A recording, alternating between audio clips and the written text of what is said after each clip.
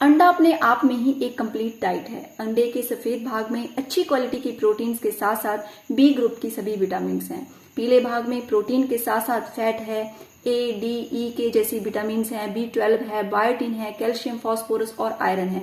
और देखा जाए तो विटामिन सी और कार्बोहाइड्रेट्स को छोड़कर अंडे में लगभग सभी जरूरी पोषक तत्व हैं। पर सवाल है कि क्या शुगर के मरीज अंडा खा सकते हैं? अंडे का ग्लाइसेमिक इंडेक्स लगभग 0 है, क्योंकि अंडे में लगभग ना के बराबर ही कार्बोहाइड्रेट्स पाए जाते हैं। मतलब अंडे को खाने के बाद शुगर नहीं बढ़ती।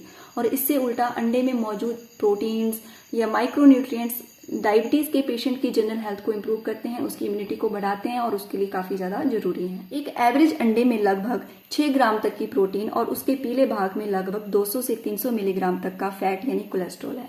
और हमारी एक दिन की जो कोलेस्ट्रॉल की रिक्वायरमेंट है वह भी लगभग 200 से 300 मिलीग्राम के बीच ही होनी चाहिए। परंतु फिर भी हमें कोलेस्ट्रॉल अंडे में है यह सुनकर या सोचकर उससे डरना नहीं चाहिए, क्योंकि कोलेस्ट्रॉल तो एनीवे हमारे शरीर में बनेगा। हम खाने में 0 कोलेस्ट्रॉल डाइट पे भी चले जाएंगे तब भी लीवर शरीर में कोलेस्ट्रॉल बनाएगा ही बनाएगा, क्योंकि लगभग 75% कोलेस्ट्रॉल हमारे शरीर में अपने आप बनता है। और जब हम डाइट में कम कर देते हैं तो लीवर अपने आप उसकी प्रोडक्शन को बढ़ा देता है शरीर में उसकी जरूरत को पूरा करने के लिए।